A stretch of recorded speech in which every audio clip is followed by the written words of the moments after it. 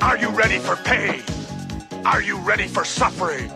If the answer is yes, then you're ready. What is the balance of activating a force for change, but also trying to permeate that patriarchy, that power structure? And is that a part of the calculation of your art as well? And what's been the reaction to that?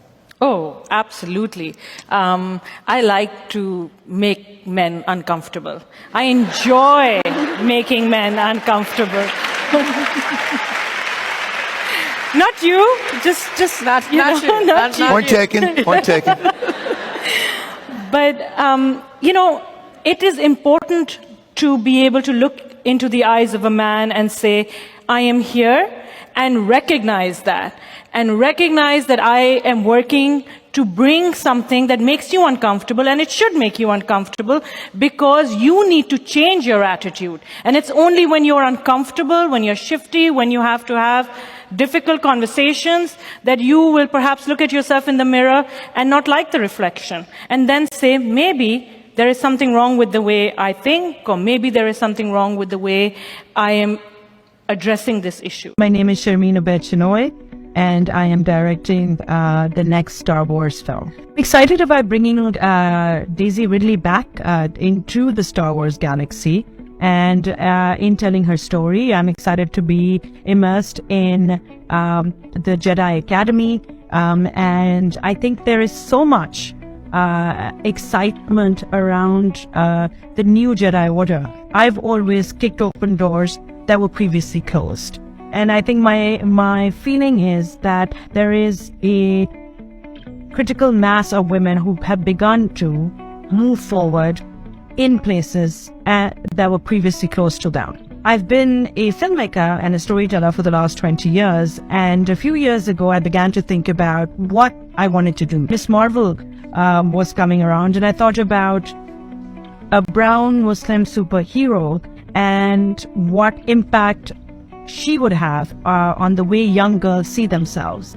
And my filmmaking and storytelling has always been about championing heroes, men and women who really go through extraordinary circumstances to create a better tomorrow. When I became a filmmaker, it was around 9/11, and it was at a time when brown and Muslim filmmakers rarely existed. This is our time.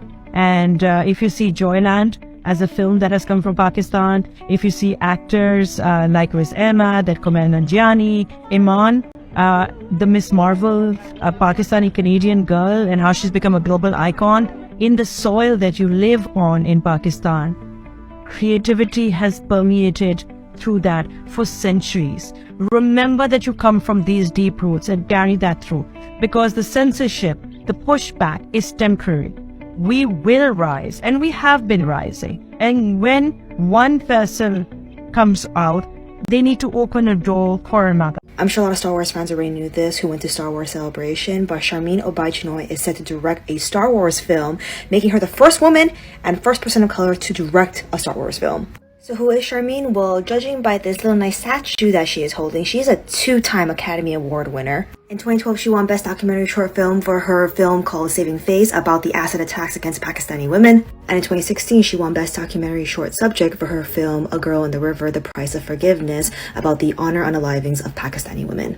She's a Pakistani-Canadian documentarian, journalist, filmmaker. You're thinking, wait, Pakistani-Canadian? That sounds like Iman Vellani. Well, guess what? Sharmeen also directed 2 episodes of Miss Marvel, specifically the 2 episodes that were set in Pakistan. She has also won 7 international Emmys, no biggie, and the Star Wars film that she's going to be directing is going to focus on Jedi Master Rey. Knowing that a film is going to be directed by a woman of color that's going to star once again Rey, I'd like to see the Star Wars fans, specifically the toxic and misogynistic ones, try to come for her.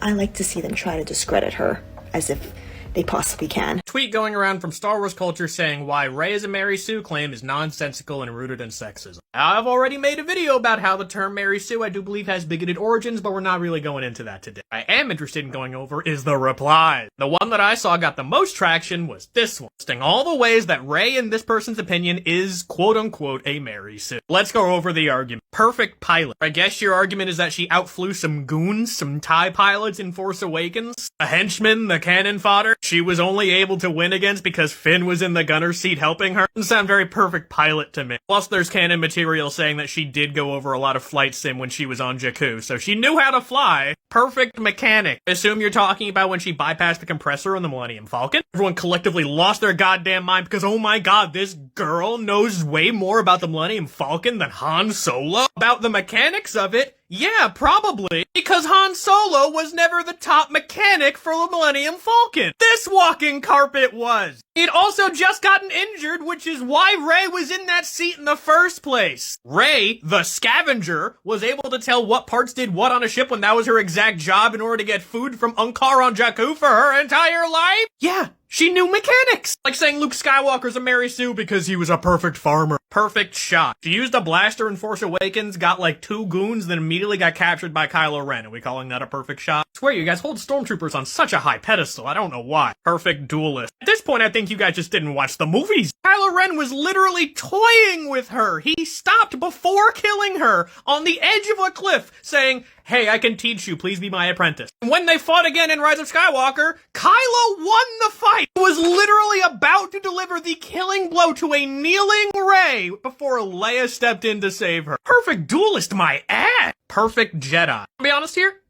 I don't even know what the fuck you mean by that. What in the fuck is a perfect Jedi? Perfect emotional control? Perfect ability to lift a heavy rock? Like, what do you consider a perfect Jedi? Can heal all grievous wounds. I personally think force healing is really dumb. However, I see you guys crying when this guy did the exact same power. Force abilities stronger than Yoda and Luke. What the fuck are you talking about? When did she prove to do something better than Luke or Yoda? Force healing is dumb. Yeah, I wouldn't say it's stronger, it's just a different power. You never know if Luke or Yoda even knew that was a thing that was possible, and if they had tried to learn it, maybe they could have. They lifted a bunch of rocks.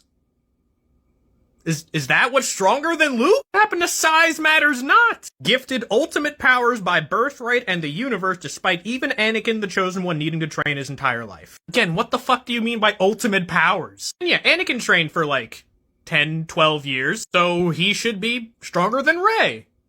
Right? Okay.